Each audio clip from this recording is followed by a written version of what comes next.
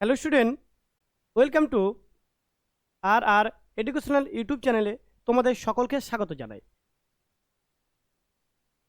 আমাদের এই ইউটিউব চ্যানেলে ক্লাস 9 থেকে 12 পর্যন্ত সমস্ত কোর্সের সমস্ত কোর্সে বিশেষ করে বাংলা কোর্স এখন আমরা লঞ্চ করতে চলেছি 2026 সেশনে, শুধুমাত্র বাংলা।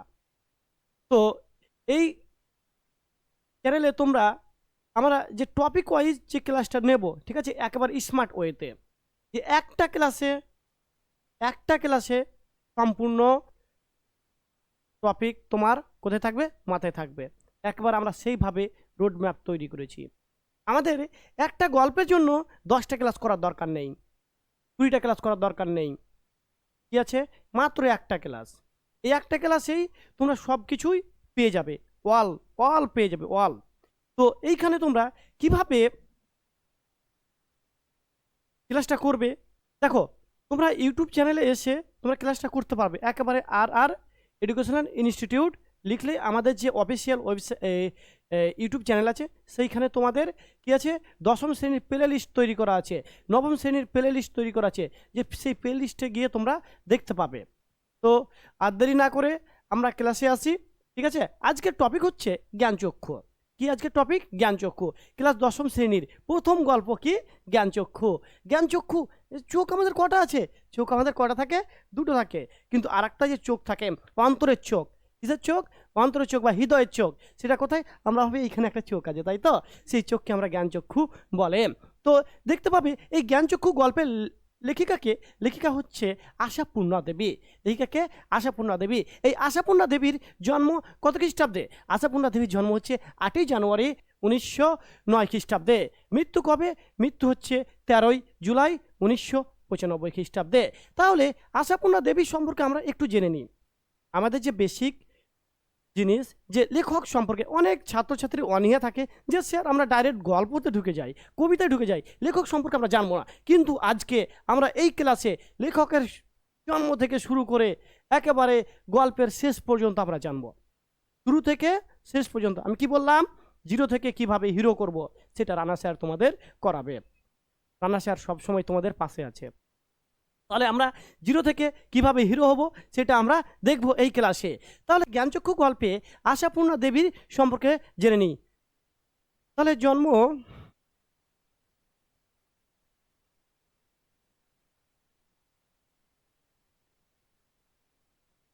হ্যাঁ, জ্ঞানচক্ষু গল্প কি আমরা কি পড়বো? জ্ঞানচক্ষু গল্পে লেখিকার নাম কি? আশাপূর্ণা দেবী। এই আশাপূর্ণা দেবীর জন্ম কত খ্রিস্টাব্দে? জন্ম হচ্ছে 8ই জানুয়ারি 1909 খ্রিস্টাব্দে। মৃত্যু 13ই জুলাই 1995 খ্রিস্টাব্দে। তার জন্ম, আহ, জন্ম এবং বংশ পরিচয় কি এবার জানবো আমরা? জন্ম এবং বংশ পরিচয় সম্পর্কে জানবো। আশাপূর্ণা দেবীর জন্ম এবং বংশ পরিচয় সম্পর্কে জানবো। তাহলে বিশিষ্ট বাঙালি কথা সাহিত্যিক, উপন্যাসিক, ছোট গল্পকার, শিশু সাহিত্যিক আশাপূর্ণা দেবীর। তার জন্ম কত? তার জন্ম হচ্ছে 1909 খ্রিস্টাব্দে। কত খ্রিস্টাব্দে বললাম? 1909 খ্রিস্টাব্দে 8ই জানুয়ারি, উত্তর কলকাতার মামার বাড়িতে। তার জন্ম কোথায়? 8ই জানুয়ারি উত্তর কলকাতার তার মামার বাড়িতে জন্মগ্রহণ করেন কে? এই আশাপূর্ণা দেবী। তার আদি বাড়ি কোথায় ছিল? হুগলির বেগমপুরে। কোথায়?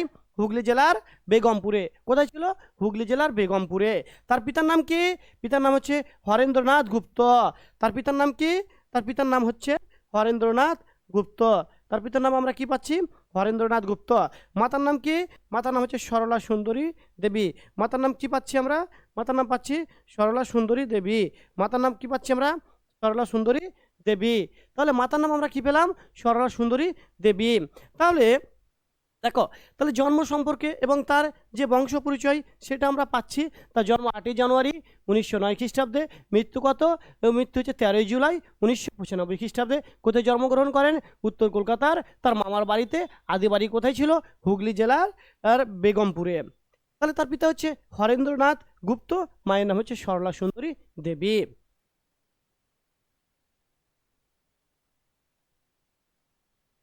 তারপরে আমরা চলে আসি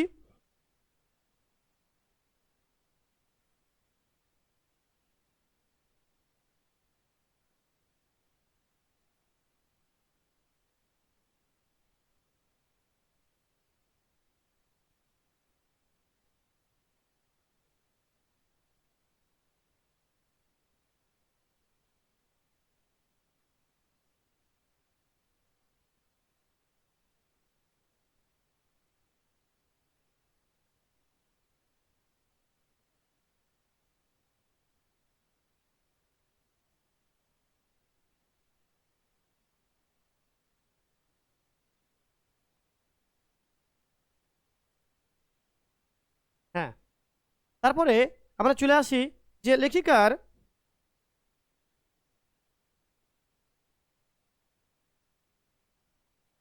হুম লেখিকার শৈশব শিক্ষা। লেখিকা কি আমরা পড়বো? লেখিকার শৈশব ও শিক্ষা। লেখিকার শৈশব শিক্ষা আমরা একটু দেখে নিই। তাহলে তার পরিবার কি ছিল? রক্ষণশীল। কার পরিবার? রক্ষণশীল ছিল আশাপূর্ণা দেবীর। তাই স্কুল কলেজে লেখিকার পড়ার সুযোগ হয়নি। বুঝতে পারলে যে সেই সময় কেমন সময়কালটা ছিল, যে লেখিকার পড়াশোনার এত চাহিদা ছিল, কিন্তু দেখো যে স্কুল কলেজে তার শিক্ষা কি হয়নি? স্কুল কলেজে তার শিক্ষা সুযোগ হয়নি। কার? আশাপূর্ণা দেবীর স্কুল কলেজে শিক্ষার সুযোগ হয়নি। তার বাড়িতেই সম্পূর্ণ শিক্ষা ব্যবস্থা খোলা ছিল। স্কুল কলেজে না হলো তো কি, তার সম্পূর্ণ বাড়িতে কি ছিল? স্কুল পড়াশোনার ব্যবস্থা ছিল। তার দাদাদের কাছ থেকে প্রথম বর্ণ পরিচয় হয়। কাদের কাছ থেকে? তার দাদাদের কাছ থেকে প্রথম পরিচয় ঘটে। কিসের বর্ণ পরিচয়? মানে প্রাথমিক শিক্ষাটা তার দাদাদের কাছ থেকে শিখে নেয়। এবং তারপরে দেখো যে বাংলা সাহিত্যের সব সৃষ্টি, মানে বাংলা সাহিত্যের সমগ্র সৃষ্টির সঙ্গে তার পরিচয় আস্তে আস্তে পরিচয় ঘটতে শুরু করছে, এবং সে একজন আদর্শ বাঙালি গৃহবধূ লেখিকা। তাহলে আদর্শ বাঙালি গৃহবধূ লেখিকা কে? আশাপূর্ণা দেবী। সাহিত্য জীবন ও সাধনা। মাত্র ১৩ বছর বয়সে, কত বছর বয়সে? মাত্র ১৩ বছর বয়সে। কত বছর? ১৩ বছর বয়সে শিশু সাথী পত্রিকায় বাইরের ডাক নামে, বাইরের ডাক নামে একটি কবিতা প্রকাশিত হয়। বাইরের ডাক নামে কি প্রকাশিত হয়? একটি কবিতা প্রকাশিত হয়। এটি তার প্রথম ছোটদের জন্য কবিতা।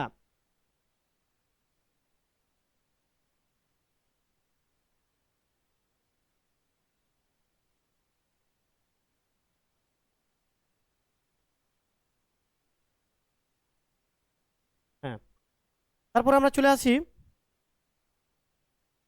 হুম, অন্যান্য উপন্যাস। তার যে অন্যান্য উপন্যাসগুলি আছে, প্রথম প্রতিশ্রুতি, প্রথম প্রতিশ্রুতি, সুবর্ণলতা, বকুল কথা, মৃত্যুর বাড়ি, অগ্নি পরীক্ষা, কল্যাণী, নির্জন পৃথিবী, শশীবাবুর সংসার, অতিক্রান্ত, যোগ বিয়োগ, সমুদ্র নীল, আকাশ নীল ইত্যাদি। এবং তার বিখ্যাত কিছু ছোট গল্প গ্রন্থ, মনের সুখ, ভুল ট্রেনে উঠে, নষ্ট কোষ্ঠী, কখনো কাছে কখনো দূরে, সরাজু মামা। এটা কি? এগুলো হচ্ছে তার উল্লেখযোগ্য উপন্যাস। আমি তোমাদের প্রথম প্রতিশ্রুতি উপন্যাসটা দেখাচ্ছি। আমি তোমাদের প্রথম প্রতিশ্রুতি উপন্যাসটা দেখানোর চেষ্টা করছি। একটু ওয়েট, একটু আমাকে সময় দাও।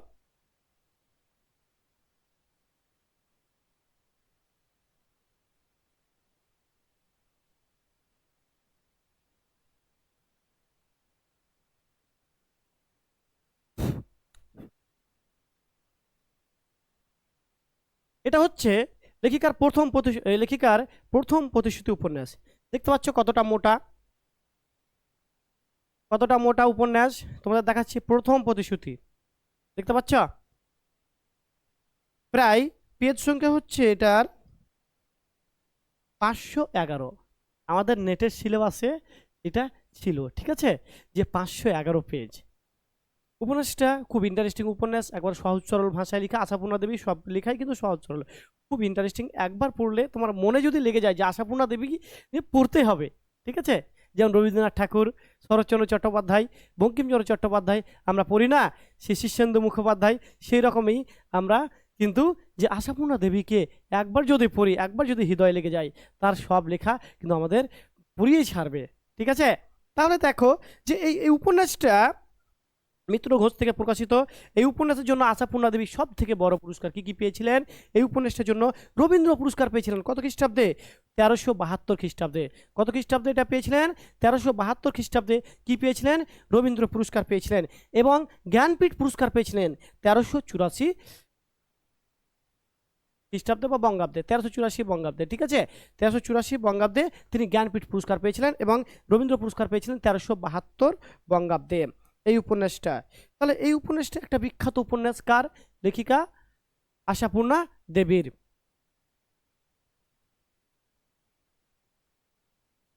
তো আমরা এগুলো দেখলাম, এবং পুরস্কার ও সম্মাননা সম্পর্কে আমরা জানলাম। তাহলে আশাপূর্ণা দেবীর তার সাহিত্যে কৃতিত্বের জন্য কি কি পুরস্কার পান? ১৯৬৬ খ্রিস্টাব্দে প্রথম প্রতিষ্ঠিত উপন্যাসের জন্য পশ্চিমবঙ্গ প্রদত্ত রবীন্দ্র স্মৃতি, যেটা রবীন্দ্র পুরস্কার বললাম না, সেটা রবীন্দ্র পুরস্কার পেয়েছিলেন ১৯৭৬ খ্রিস্টাব্দে 1976 খ্রিস্টাব্দে পদ্মশ্রী পুরস্কার পান। কি পুরস্কার লাভ করেন? আশাপূর্ণা দেবী পদ্মশ্রী পুরস্কার লাভ করেন। 1977 খ্রিস্টাব্দে কি পুরস্কার পান? জ্ঞানপীঠ পুরস্কার পান। 1977 খ্রিস্টাব্দে জ্ঞানপীঠ পুরস্কার পান। এছাড়াও সাহিত্য একাডেমি পুরস্কার, লীলাবতী পুরস্কার, ভুবন মোহিনী স্বর্ণপদক লাভ করেন এবং বিভিন্ন বিশ্ববিদ্যালয় থেকে ডিলিট উপাধি লাভ করেন। ডিলিট উপাধি, কি উপাধি লাভ করেন? বিভিন্ন বিশ্ববিদ্যালয় থেকে ডিলিট উপাধি লাভ করেন। তাহলে পুরস্কার ও সম্মাননা সম্পর্কে আমরা জেনে নিই। আশাপূর্ণা দেবীর, এই আশাপূর্ণা দেবী কি হচ্ছে, তার সাহিত্যের কৃতিত্বের জন্য কি কি পুরস্কার পায়, কি কি সম্মাননা পায়? 1966 খ্রিস্টাব্দে প্রথম প্রতিষ্ঠিত উপন্যাসের জন্য রবীন্দ্র পুরস্কার পান। 1976 খ্রিস্টাব্দে পদ্মশ্রী পুরস্কার পান। 1977 খ্রিস্টাব্দে জ্ঞানপীঠ পুরস্কার পান এবং সাহিত্য একাডেমি পুরস্কার, লীলাবতী পুরস্কার, ভুবন মোহিনী পুরস্কার লাভ করেন। এছাড়াও বিভিন্ন বিশ্ববিদ্যালয় থেকে কী লাভ করেন? ডিলিট উপাধি লাভ করেন।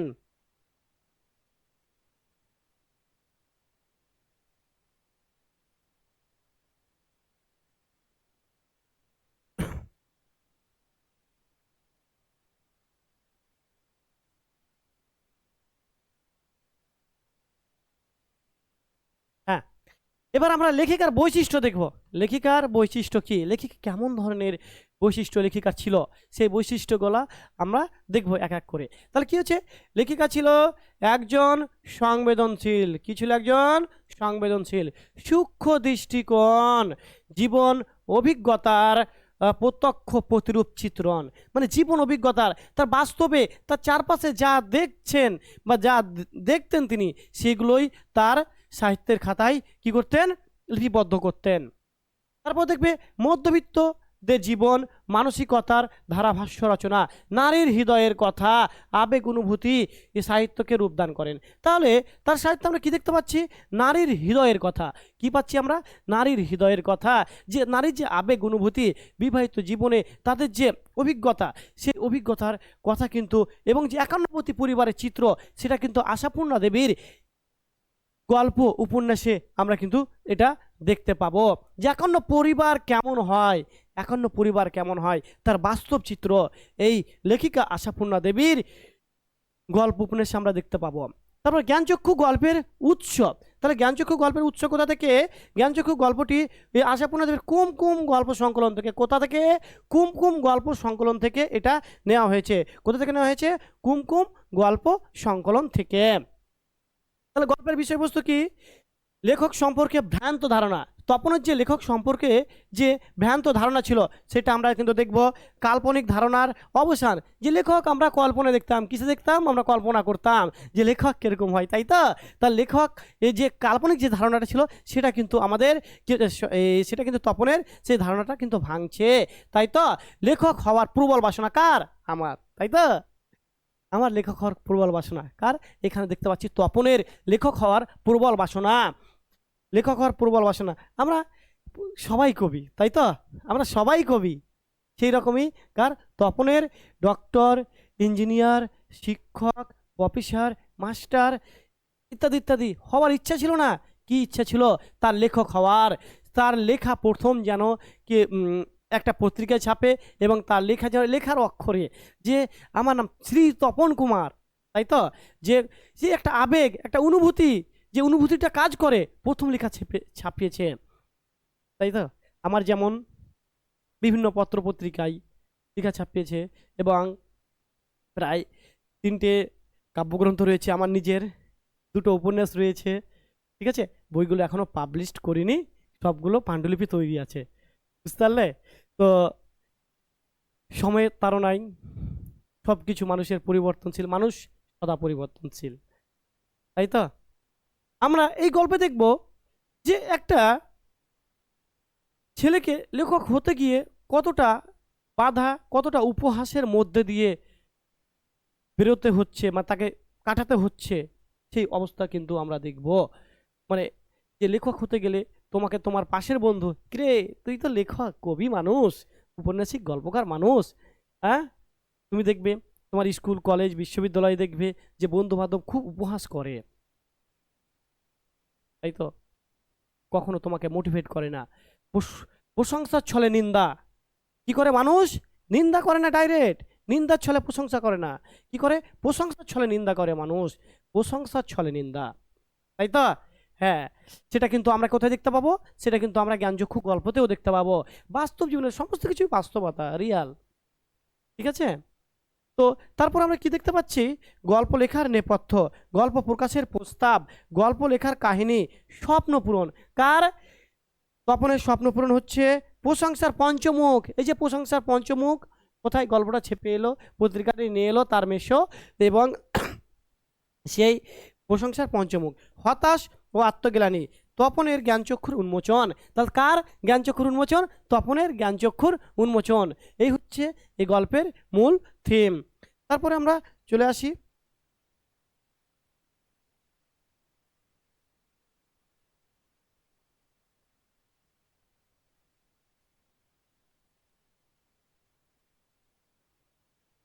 হুম জ্ঞানচক্ষু গল্পে, হ্যাঁ, জ্ঞানচক্ষু গল্পের চরিত্র, যে একটা গল্পের চরিত্রগুলো আমরা পাবো, সেই চরিত্রগুলো আমরা দেখছি কি কি? তপন, ছোট মাসি, নতুন মেশো, মেজো কাকু, তপনের বাবা, তপনের মা, এই কটা আমরা চরিত্র পাচ্ছি। কি কি পাচ্ছি? এগুলো হচ্ছে চরিত্র, তাই তো? তাহলে তপন চরিত্রটা কেমন, সেই চরিত্র সম্পর্কে আমরা একটু দেখে নিই। এই গল্পের কেন্দ্রীয় চরিত্র কে, বা প্রধান চরিত্র হচ্ছে তপন। সে কিরকম ছিল? কল্পনা প্রবণ। সে ছিল কল্পনা প্রবণ, লেখক হওয়ার স্বপ্নাকাঙ্ক্ষা, সাহিত্যপ্রেমী, কৌতূহলী, অন্তর্মুখী, সংবেদনশীল, আত্মমর্যাদা সম্পন্ন। তাহলে তপন কিরকম ছিল? তপন ছিল কল্পনা প্রবণ, লেখক হবার স্বপ্ন আকাঙ্ক্ষা, বাস্তব কৌতূহলী, অন্তর্মুখী, সংবেদনশীল এবং আত্মমর্যাদা সম্পন্ন। কে ছিল? তপন ছিল আত্মমর্যাদা সম্পন্ন, সেলফ রেসপেক্ট, তাই তো? নিজের যে সেলফ রেসপেক্ট, আত্মমর্যাদা, সেটা কিন্তু তপনের একেবারে যথেষ্ট ছিল। তারপর ছোট মাসি। এই ছোট মাসি ছিল তপনের থেকে 8 বছরের বড়। কত বছরের বড়? 8 বছরের বড়।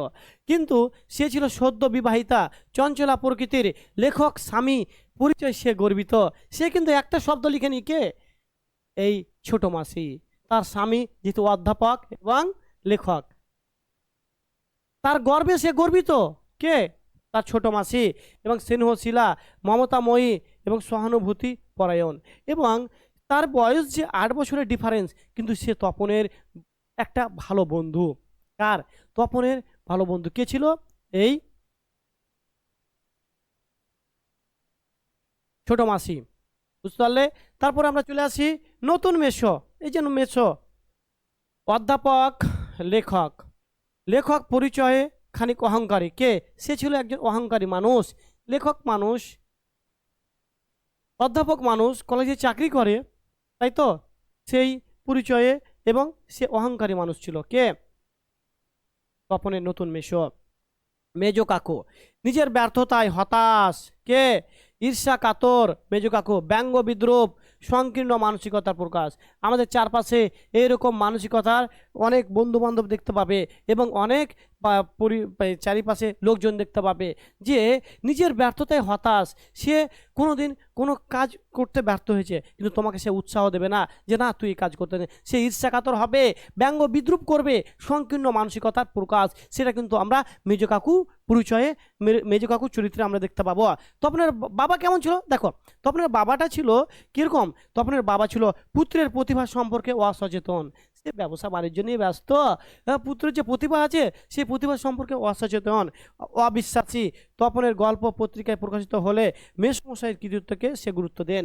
তার যে ছেলের যে লেখা প্রকাশিত হয়েছে তার কোনো মূল্য নেই, গুরুত্বই নেই। না, সে তো লিখতে পারতো না, আমি জানতাম সে পারবে না। কিন্তু কি হচ্ছে এখানে? পুত্রের প্রতিভার সম্পর্কে অসচেতন। কে? এ অবিশ্বাসী। এ কে? তপন গল্প পত্রিকায় প্রকাশিত। কাকে গুরুত্ব দেন? তার বাবা। কখনোই কাউকে তপনকে গুরুত্ব দেননি। তাহলে গল্পটা যখন প্রকাশিত হয় তখন মেসমশাইকে গুরুত্ব দেন। তাহলে তপনের মা কেমন ছিল? তপনের মা ছিল সুপ্ত প্রতিভা চমৎকৃত। তপনের মা ছিল সুপ্ত প্রতিভায় চমৎকৃত। কার মা? তপনের মা ছিল সুপ্ত প্রতিভায় চমৎকৃত। তাহলে এই গেল গল্পের চরিত্র। এবার আমরা যাই একটু গল্পের অন্তরে প্রশ্ন উত্তর, একটু গল্পের অন্তরে প্রশ্ন উত্তর আমরা করে নিই, মানে একটা ক্লাসেই কিভাবে জিরো থেকে হিরো হব সেটা কিন্তু আমরা দেখতে পাবো, মাত্র একটা ক্লাসেই, বেশি ক্লাস করার দরকার নেই, দরকার হলে বারবার রেকর্ডিংটা শোনো, কিন্তু একটা ক্লাসেই। জ্ঞানচক্ষু গল্পটি একটি ছোট গল্প। জ্ঞানচক্ষু গল্পটি কি? একটি ছোট গল্প।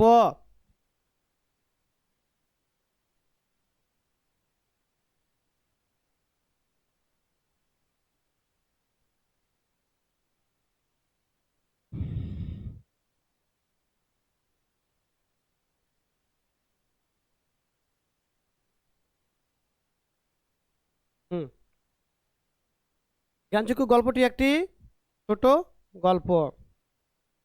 তাহলে তপনের চোখ মার্বেল হয়ে গেল।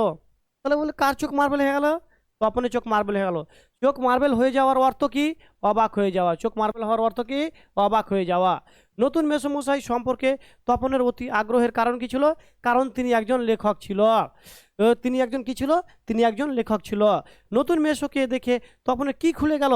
নতুন মেসোকে দেখে তপনের জ্ঞানচক্ষু খুলে গেল। তপনের কি খুলে গেল? জ্ঞানচক্ষু খুলে গেল।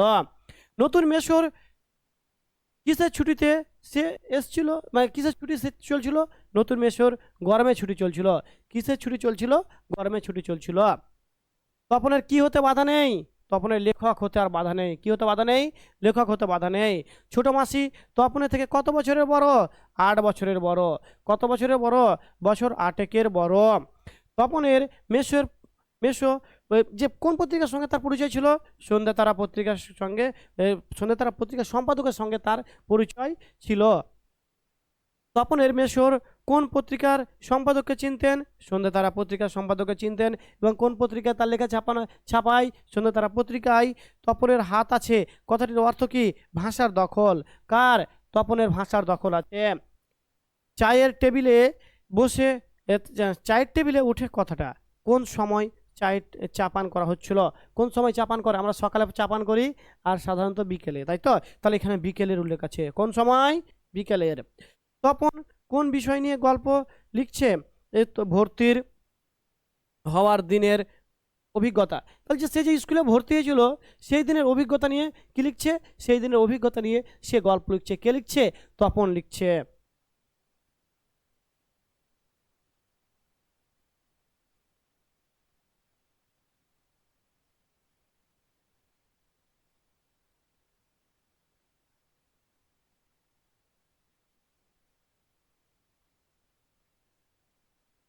হ্যাঁ, তপন কৃতার্থ হয়ে বসে বসে দিন গুনে।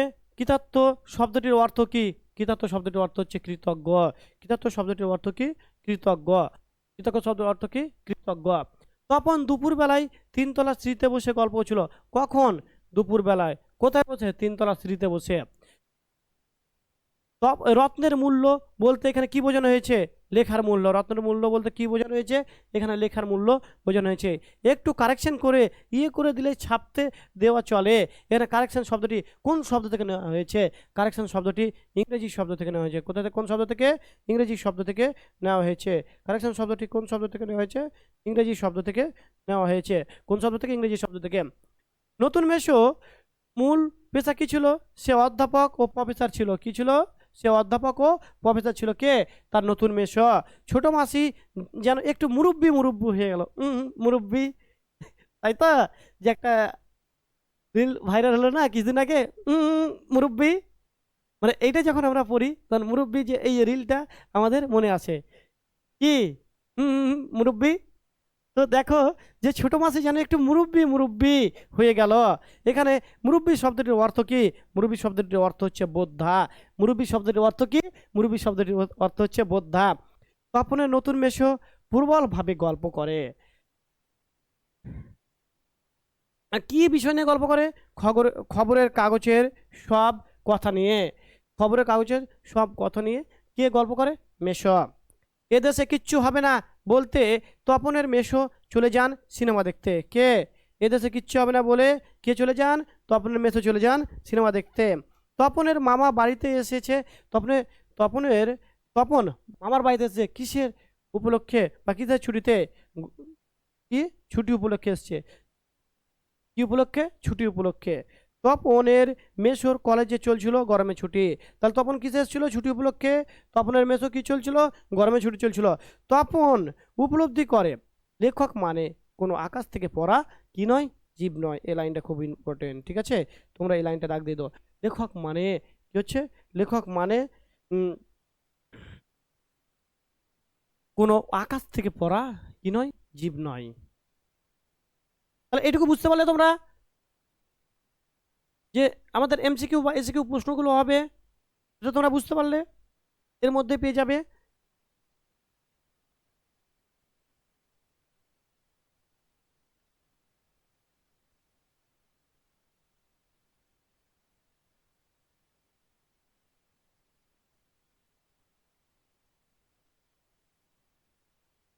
তপনের কি হতে বাধা নেই? তপনের লেখক হতে বাধা নেই। কি হতে বাধা নেই? লেখক হতে বাধা নেই। তপনের নতুন মেসো মশাই কলেজের প্রফেসর ছিল। কি ছিল? কলেজের প্রফেসর। তপনের ছোট মাসি যখন মেসোর দিকে ধাবিত হয়েছিল তখন তিনি দিবানিদ্রায় দিচ্ছিলেন। তখন কি দিচ্ছিলেন? দিবানিদ্রা দিচ্ছিলেন। ছোটদের ছোট মাসি সেই দিকে ধাবিত হয়। এখানে সেই দিকে বলতে কি বোঝানো হয়েছে? ছোট মেসো যে ঘরে ছিলেন সেই দিকে। তাহলে কি বলছে? ছোট মেসো যে ঘরে ছিলেন সেই দিকে। না আ আ করে তপন তুলছিল। তাহলে কি? প্রবল আপত্তি কে তুলছিল? তপন। রত্নের মূল্য কে বোঝে? জহুরি বুঝে। রত্নের মূল্য কে বোঝে? রত্নের মূল্য কে বুঝে? জহুরি বুঝে। তাই তো? দেখবে আমাদের জীবনে তোমাকে কেউ গুরুত্ব দিচ্ছে না, কেউ প্রায়োরিটি দিচ্ছে না, কিন্তু দেখবে সে যাকে গুরুত্ব দিচ্ছে সে কিন্তু তার কাছ থেকে গুরুত্ব পাচ্ছে না। পাচ্ছে কি? সমস্ত কিছু প্রাকৃতিক। কি? আর যে তোমাকে গুরুত্ব দিচ্ছে না সে কিন্তু জহুরি নয়। তুমি তাকে প্রচন্ড ভালোবাসো, আমাকে একটু গুরুত্ব দিন না। হ্যাঁ, তো কি হচ্ছে বিষয়টা? সে কিন্তু অন্য কারোর কাছে গুরুত্ব পাচ্ছে না। এটা কিন্তু নিয়ম, প্রাকৃতিক নিয়ম। তুমি তাকে হাজার গুরুত্ব দিচ্ছ, সে গুরুত্ব দিচ্ছে না। এটা প্রাকৃতিক নিয়ম, তাকেও গুরুত্ব দিবে না। তাই তো? আমরা যা চাই আর কি পাই? পাই না। রবি ঠাকুর বলেছিল। তাই তো? কিন্তু এখন কিন্তু বাস্তব, আমরা যা চাই তা আমাদের নিতে হয়। কি? কি করে? আমাদের পরিশ্রম করতে হবে, আমাদের সাকসেস হতে হবে। তাই তো? আমাদের বাবা মায়ের মুখ উজ্জ্বল করতে হবে, আমাদের পড়াশোনা করতে হবে। পড়াশোনা ছাড়া কোনো উপায় নেই ভাই। পড়াশোনা করতে হবে ভাই, পড়াশোনা করতে হবে। যে বলে পড়াশোনা করে কি হবে, ওকে বলবে পড়াশোনা না করে কি হবে। তুমি যে ব্যবসা করবে, পড়াশোনা শুধু যে চাকরি বাকরি পাওয়ার জন্য তা নয়। জীবনে উপলব্ধি করার জন্য, জীবনে বাঁচার জন্য, জীবনে পথ চলার জন্য পড়াশোনা খুব দরকার। পড়াশোনা খুব দরকার। পড়াশোনা আমাদের করতে হবে। পড়া ছাড়া কোনো বিকল্প নেই আমাদের। পড়া ছাড়া কোনো বিকল্প নেই। আমাদের পড়তে হবে, আমাদের লড়তে হবে, সংগ্রাম করতে হবে, কিন্তু পড়তে হবে আমাদের। সব শেষেও কিন্তু পড়তে হবে। পড়া ছাড়া কিন্তু আমাদের কোনো উপায় নেই। একমাত্র পড়াই আমাদের ভবিষ্যৎ পরিবর্তন করতে পারে। তোমার ভবিষ্যৎ কেউ পরিবর্তন করতে পারবে না, একমাত্র উপরওয়ালা হাতে থাকলে। আর নিজেকে নিজে পরিশ্রম করে ভবিষ্যৎ পরিবর্তন করতে হবে। তাই আমাদের অতীতে কি হয়েছে সেটা ভেবে লাভ নেই। ফিউচারে কি হবে সেটা আমাদের ভাবতে হবে। আমাদের পড়াশোনা করতে হবে। সব শেষ কথা, আমাদের পড়াশোনা করতে হবে। তাহলে রত্নের মূল্য কে বোঝে? জহুরি বুঝে। তাই তো? কিন্তু কে শোনে তার কথা? তার বলতে কার কথা বোঝানো হয়েছে? তপনের। তপন অবশ্যই মাসির এই হইচইতে মনে কি হলো? পুলকিত হলো, মানে আনন্দ হলো। রত্নের মূল্য জহুরির কাছে। এখানে জহুরি বলতে বোঝানো হয়েছে তপনের নতুন মেসোকে। জহুরি বলতে কাকে বোঝানো হয়েছে? তপনের নতুন মেসোকে বোঝানো হয়েছে।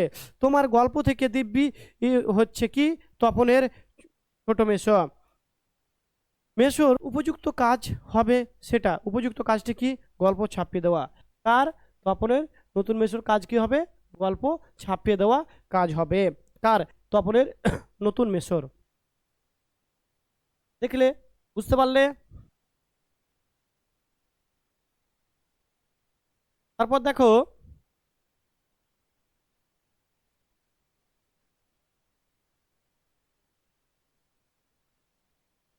লেখক, তারপর দেখো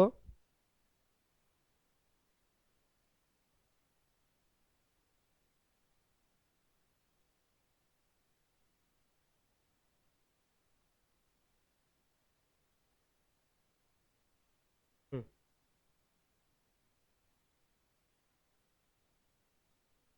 কি পাচ্ছি আমরা, লেখক মেসোর মতে, তার মতে, লেখক মেসোর মতে কি বলছে, তপন গল্প ছাপতে দেওয়া কি প্রয়োজন?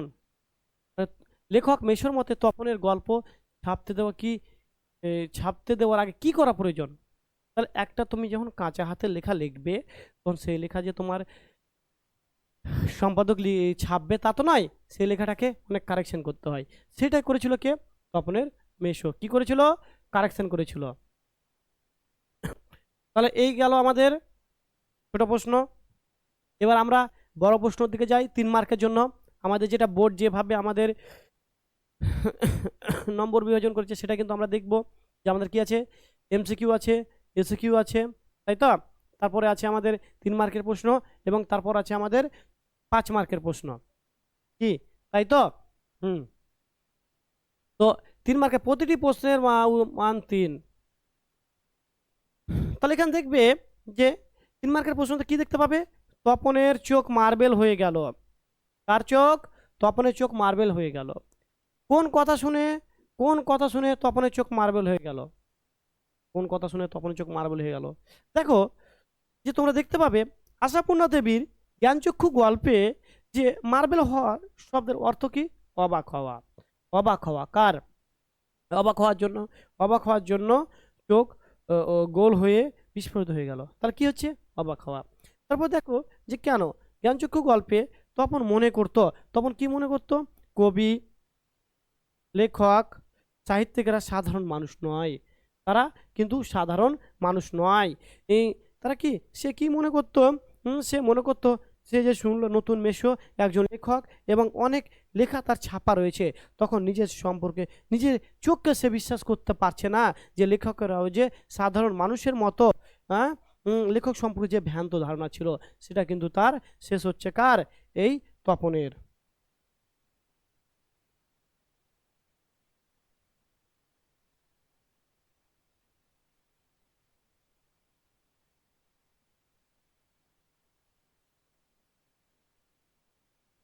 হুম,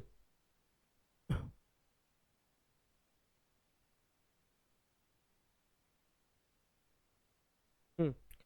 তারপরে প্রশ্ন দেখো এ বিষয়ে, তারপর প্রশ্ন দেখো,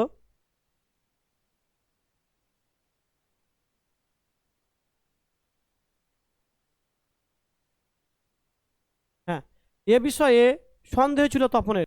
তপন কে? কোন বিষয়ে সন্দেহ ছিল? তাহলে এ বিষয়ে সন্দেহ ছিল তপনের। কোন বিষয়ে? তপনকে, তপন কোন বিষয়ে তপনের সন্দেহ ছিল? কোন বিষয়ে তপনের সন্দেহ ছিল? কোন বিষয়ে তপনের সন্দেহ ছিল?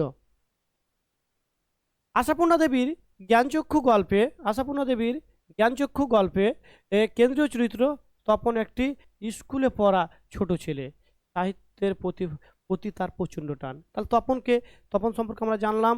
হ্যাঁ, তপনকে, তপন সম্পর্কে আমরা জেনে নিলাম। তারপরে দেখো কি হচ্ছে, তারপরে আমরা দেখতে পাচ্ছি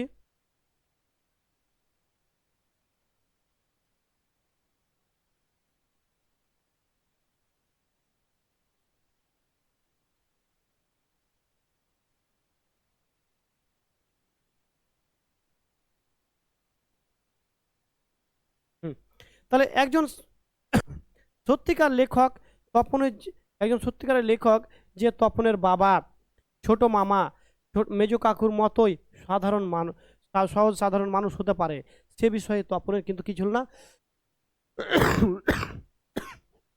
সন্দেহ ছিল না। তপন অল্প বয়স্ক বালক, তাই লেখক সম্পর্কে স্পষ্ট কোনো তার ধারণা ছিল না। কার? তপনের। সে ভাবত লেখক হয়তো আকাশ থেকে পড়া কোনো অলৌকিক জীব নয়, কিন্তু তার ধারণাটি ভুল বলে প্রমাণিত হয় যখন তপন দেখে যে নতুন মিশো মানুষ, লেখকও বটে, মানুষ এবং লেখকও বটে। কার? তপনের নতুন মিশো লেখকও বটে। তাহলে এই প্রশ্নটা আমরা বুঝতে পারলাম। তারপরের প্রশ্ন আমরা দেখি।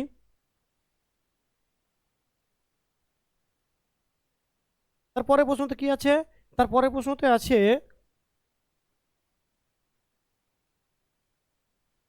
জ্ঞানচক্ষু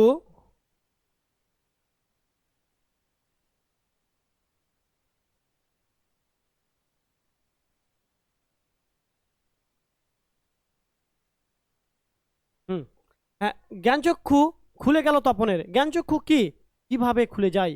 অথবা তারপরের প্রশ্ন আরেকটা আছে, নতুন মেসোকে দেখে জ্ঞানচক্ষু খুলে গেল তপনের, জ্ঞানচক্ষু কথাটির অর্থ কি? জ্ঞানচক্ষু কথাটির অর্থ কি? নতুন মেসোকে দেখে কিভাবে তপনের জ্ঞানচক্ষু খুলে গিয়েছিল? কাকে দেখে? নতুন মেসোকে দেখে তপনের কিভাবে জ্ঞানচক্ষু খুলে গিয়েছিল সেটা আমরা কিন্তু দেখব। তাহলে জ্ঞানচক্ষুটা কি? জ্ঞানচক্ষু হচ্ছে জ্ঞানচক্ষু হলো অভিজ্ঞতা থেকে পাওয়া যথার্থ জ্ঞান বা অন্তর্দৃষ্টি। তাহলে কি থেকে পাওয়া? অভিজ্ঞতা থেকে পাওয়া যথার্থ জ্ঞান বা দৃষ্টি।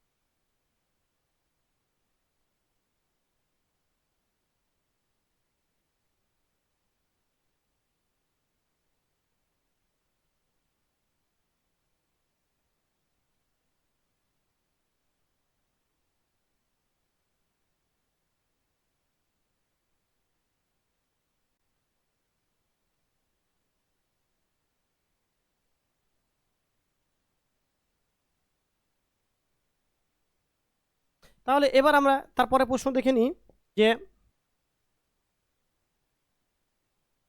কি হচ্ছে। তারপরে প্রশ্নতে আমরা কি দেখব? তারপরে প্রশ্নতে দেখব যে জ্ঞানচক্ষু কিভাবে খুলে গেল, যে লেখক সম্পর্কে ভুল ধারণা, সেটা তোমরা দেখতে পাচ্ছ। হ্যাঁ, এটা তোমরা দেখতে পাবে যে কি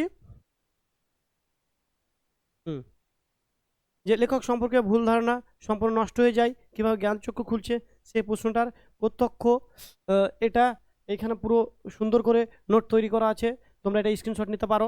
ওকে, তারপরের প্রশ্নতে আমি চলে আসি।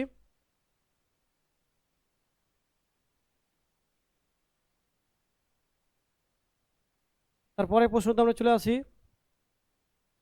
হ্যাঁ, কি তারপরের প্রশ্নতে যে একেবারে নিছক মানুষ, কাকে নিছক মানুষ বলা হয়েছে? একেবারে নিছক মানুষ বলার কারণ কি? অথবা একেবারে নিছক মানুষ এই কথার প্রমাণ কি ছিল? একবার নিছক মানুষ এই কথা বলার প্রমাণ কি ছিল?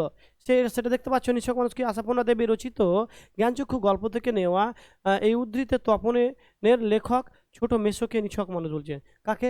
তার মেসোকে নিছক মানুষ বলেছেন। তাহলে দেখো তারপর কি আছে, এ, লেখক ছোট মেসোকে দেখার আগে পর্যন্ত তপনের যে ধারণা ছিল সেই ধারণা নিউ জগতের মানুষ হয়তো নন, বা তারা আকাশ থেকে পড়া কোনো জীব, এবং তারা যে সাধারণ মানুষের মতো দাড়ি কামান, সিগারেট খান এবং চান করেন, ঘুমানোর সময় ঘুমান, খবরের কাগজ পড়েন, তর্ক করেন, সিনেমা দেখতে পান এবং যে আট পড়ে যে জীবন যাপন কাটায়, সেটা কিন্তু তোমরা দেখতে পাবে। তারপরে প্রশ্নটা আমরা দেখি।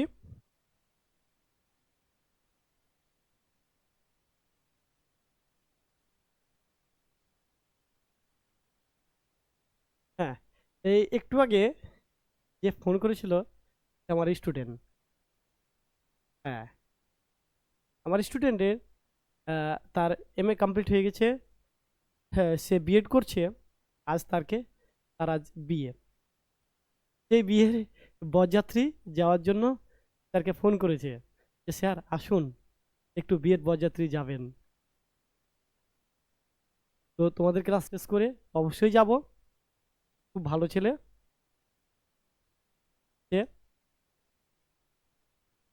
তো যাই হোক, ছাত্রর বরযাত্রী বলে কথা, তাই তো? হ্যাঁ। তো তারপরে প্রশ্ন কি আছে আমরা দেখে নিই। হ্যাঁ, লেখক মানে কোনো আকাশ থেকে পড়া জীব নয়। খুব ইম্পর্টেন্ট প্রশ্ন, কি খুব ইম্পর্টেন্ট প্রশ্ন, স্টার চিহ্ন দিয়ে রাখো, ঠিক আছে? হ্যাঁ, লেখক মানে কোনো আকাশ থেকে পড়া জীব নয়, কিভাবে তপনের এই উন্নতি হলো? তাহলে দেখতে পাচ্ছ, সুন্দর করে নোট করে দিয়েছি আমি। আশাপূর্ণা দেবীর জ্ঞানচক্ষু গল্পে তপনের ছোট মাসির বিয়ে হয় এক প্রফেসরের সঙ্গে। তিনি আবার একজন লেখক, তার অনেক বই ছাপা আছে, তাই তো? তপন একসময় মনে করত সাধারণ মানুষের মতো লেখকদের খালি চোখে দেখা যায় না। তপন যেটা মনে করত যে সাধারণ মানুষের মতো তার খালি চোখে দেখা যায় না, তার মানে লেখক হয়তো অলৌকিক ক্ষমতা সম্পূর্ণ কোনো জীব। অথচ তপনকে দেখে তার লেখক মেশোর খবর, কাগজের বিষয় সম্পর্কে তর্ক, কিংবা বেশি বেশি খাওয়া দাওয়া, মানে যে বিষয়গুলো তার ধারণা ছিল সেটা কিন্তু তোমরা দেখতে পাবে, এটাই। বুঝতে পারলে? তো সুন্দর করে তোমরা করে নাও, স্ক্রিনশট নিয়ে নাও, বা ক্লাসটা তোমরা দেখো সম্পূর্ণ। তারপরে প্রশ্ন কি আছে?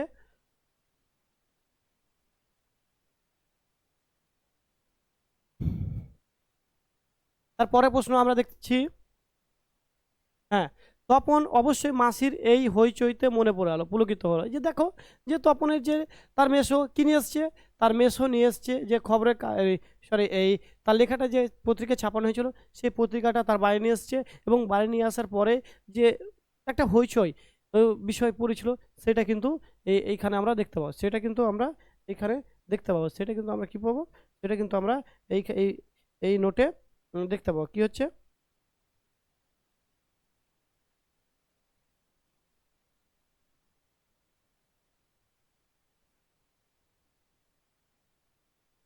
হুম। হুম, দেখো এবার কি হচ্ছে, যে পুলকিত, তাহলে এটা হচ্ছে কেন यार?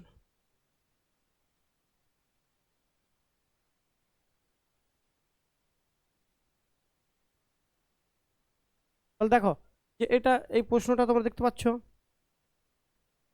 যে এই উত্তর এটা যেটা বললাম, আর একটু হয়তো তোমাদের দেখতে অসুবিধা হচ্ছে, আমি তোমাদের সুবিধা করছি।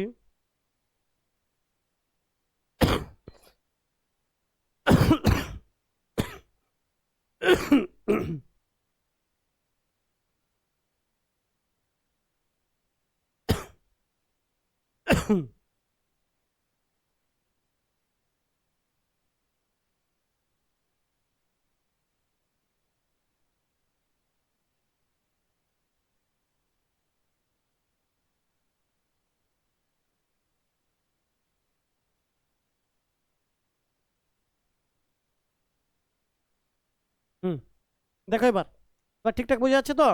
হুম, তাহলে এই যে প্রশ্নটা বললাম, বাবা এটা ডিস্টার্ব করিস কেন?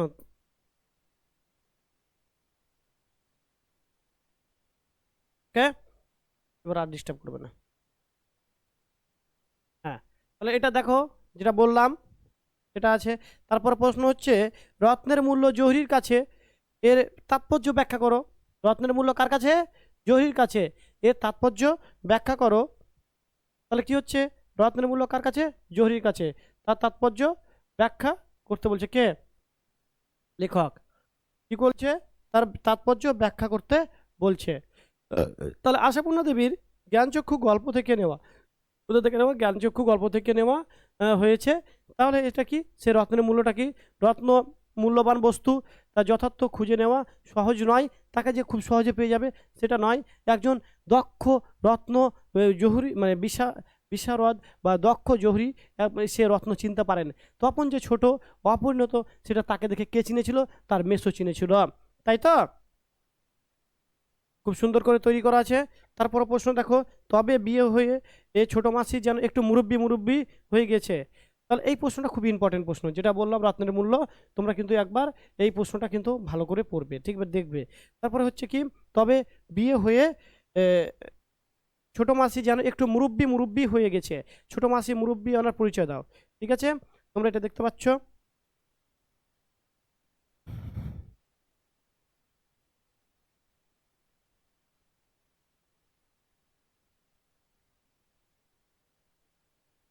হ্যাঁ, দেখো ওটার উত্তর এইভাবে এই পর্যন্ত আছে।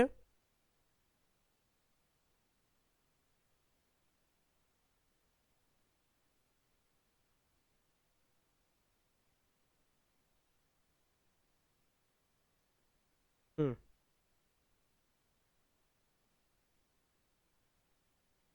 হুম, এই যেটা, আরে খেপছিস কেন? কে কাকে কেন এ কথা বলেছে, সেটাও কিন্তু আমরা তারপরের প্রশ্ন এটা দেখতে পাবো। তারপরে প্রশ্ন আমরা দেখতেছি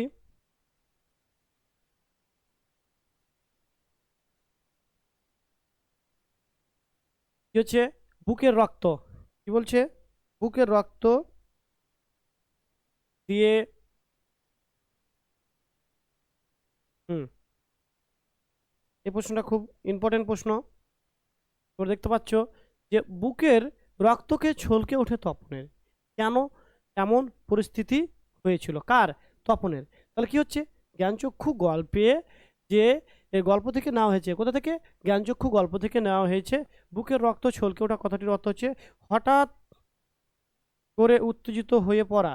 তপন, তপনের লেখা প্রথম দিন গল্পটি পড়ে মুগ্ধ ছোট মেসো জানিয়েছেন যে তিনি তার বিখ্যাত সন্ধ্যাতারা পত্রিকায় ছাপানোর কথা বলেন, এবং সেখানে তার গল্পটি আঁটোসাঁটো করে ছাপার অক্ষরে চেহারাটি পরিণত দেখতে পাবেন। শেষমেশ একদিন মাসি এবং তার মেসোর কাছে সে পত্রিকাটি দেখে সে আনন্দ হয়।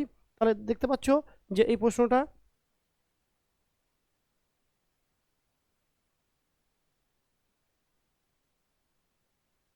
তারপরে দেখো যে,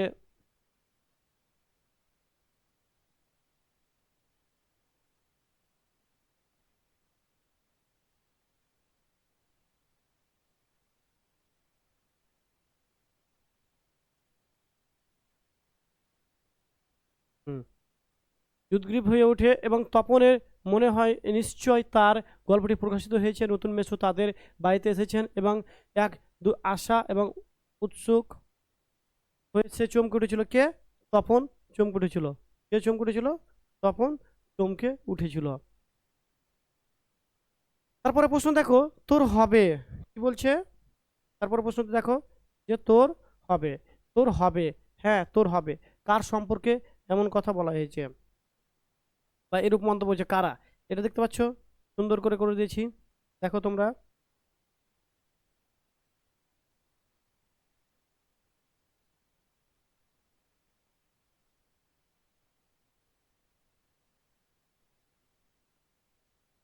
তারপরে প্রশ্ন দেখো,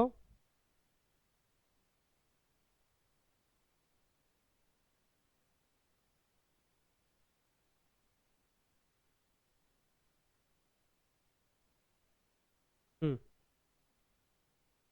তারপরে প্রশ্ন আমরা দেখছি, কি দেখছি, তারপরে প্রশ্ন যে পৃথিবীতে এমন অলৌকিক ঘটনাও ঘটে, কার মধ্যে কেন এমন ভাবনার উদয় হয়, অথবা দিয়ে এমন সময় ঘটলো সেই ঘটনা।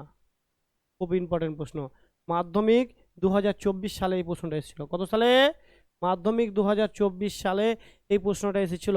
এই প্রশ্নটা ভালো করে দেখবে, ঠিক আছে, খুব ইম্পর্টেন্ট, যে পৃথিবীতে এমন অলৌকিক ঘটনাও ঘটে, কার মধ্যে এমন ভাবনার উদয় হয়েছিল, এমন সময় ঘটলো সেই ঘটনা, কোন ঘটনার কথা বলা হয়েছে। বুঝতে পারলে এই প্রশ্নটা খুব সুন্দর করে দেখবে তোমরা, যে কি করে লিখেছি, বুঝতে পারলে, আমার সুন্দর করে তৈরি উত্তর করা আছে। ওকে, তারপরে দেখো, তারপরে প্রশ্ন, এটাও খুব ইম্পর্টেন্ট প্রশ্ন, কি, সারা বাড়িতে শোরগোল পড়ে যায়, সারা বাড়িতে শোরগোল পড়ে যাওয়ার কারণ কি, সারা বাড়িতে শোরগোল পড়ে যায়, শোরগোল পড়ে যাওয়ার কারণ কি, এই প্রশ্নটাও খুব সুন্দর করে তৈরি করা আছে, তোমরা দেখো এখানে।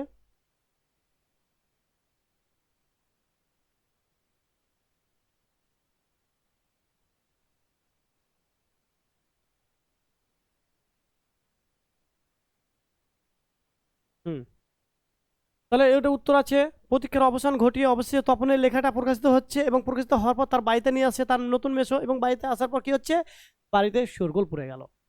তারপর দেখো, জ্ঞানচক্ষু গল্পে দেখা যায় তখন অপুটো ও অপুটো গল্পটিতে মেশোর কারেকশন করে সন্ধ্যা তারার সম্পাদককে দিয়ে পত্রিকাটি প্রকাশ করে দেন। জীবনের প্রথম লেখা কার? তপনের জীবনের প্রথম লেখা, এবং ছাপার অক্ষরে প্রকাশিত হয়। তপন সেই অনাবিল উত্তেজনায় ফুটতে থাকে, সেই খবর সারা বাড়িতে কেবল কোলাহল শুরু হয়, এবং তপনের সৃষ্টিকে কেন্দ্র করে সকলে মন্দ মধুর, কি বললাম তখন, নিন্দার ছলে প্রশংসা, তাই তো? তাহলে কি হচ্ছে, প্রশংসার ছলে নিন্দা করছে, যে আলোচনা সবর শুরু হয়। তারপর প্রশ্ন দেখো, পত্রিকাটি সকলের হাতে হাতে ঘোরে, কোন পত্রিকাটি কেন সকলের হাতে হাতে ঘুরছিল? প্রশ্নটা এসেছিল মাধ্যমিক 2022 সালে। এই প্রশ্নটা কিন্তু খুব ইম্পর্টেন্ট, তোমরা এই প্রশ্নটা দেখে নেবে। কি হচ্ছে, পত্রিকাটি সকলের হাতে হাতে ঘুরছিল, ও কোন পত্রিকাটি কেন সকলের হাতে হাতে ঘুরছিল, বুঝতে পারলে? তো দেখো, যে উত্তর কি, এই উত্তর দেখো, জ্ঞানচক্ষু গল্পে উল্লেখিত সন্ধ্যা তারা পত্রিকাটি, কোন পত্রিকাটি? সন্ধ্যা তারা পত্রিকার কথা বলা হয়েছে। সন্ধ্যা তারা পত্রিকায় এই তপনের যে লেখা প্রথম ছাপার অক্ষরে প্রকাশিত হয়, তার আনন্দ প্রবল।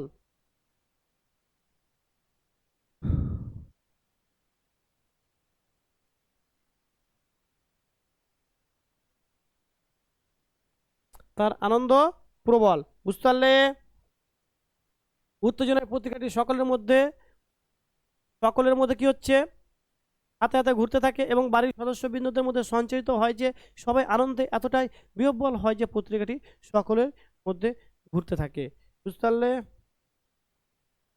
তারপরে প্রশ্ন দেখো, যে ভয়ঙ্কর আহ্লাদটা হবার কথা, সে আহ্লাদটা খুঁজে পাওয়া যায়। আহ্লাদ হবার কথা ছিল কেন? আহ্লাদ খুঁজে না পাওয়ার কারণ কি? প্রশ্নটা খুব ইম্পর্টেন্ট, মাধ্যমিক 2019 সালে এসেছিল, ঠিক আছে? এই যে আনন্দ, তার যে লেখা প্রকাশিত হয়েছে, যে আনন্দটা আহ, আনন্দ হওয়ার কথা ছিল, সে আনন্দ কিন্তু প্রকাশিত হচ্ছে না। কার? এই তপনের। তপনের সে আনন্দটা প্রকাশিত হচ্ছে না। তারপরে দেখো, তারপর আমরা দেখতে পাচ্ছি যেটা,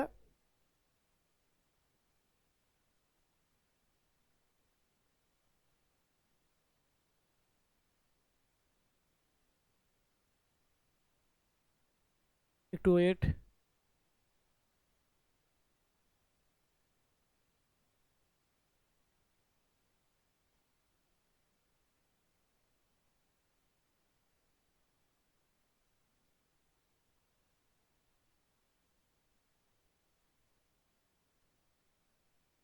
হ্যালো। হুম, তারপরে যে দেখো, যে সন্ধ্যাতারা পত্রিকায় প্রকাশিত হচ্ছে, হুম, তপ পত্রিকাটি তপনের লেখা প্রথম পত্রিকায় প্রকাশিত হওয়ার যে আনন্দটা ছিল, সে আনন্দের কথা বলা হয়েছে, বুঝতে পারলে?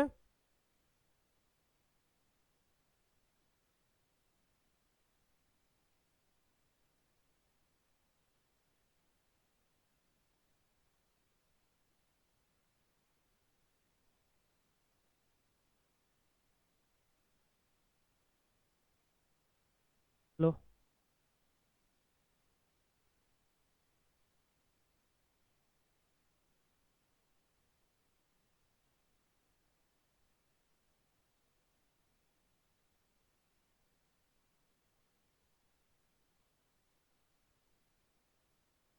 হ্যালো।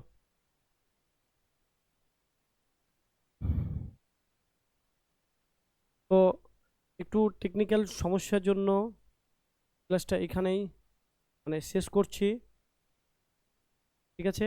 বাকি অংশটুকু এর পরবর্তী ক্লাসে দিয়ে দেবো, বুঝতে পারলে? একটু টেকনিক্যাল সমস্যার জন্য, তো এর পরের পার্টে সুন্দর করে দিয়ে দেবো। ওকে, তো থ্যাংক ইউ।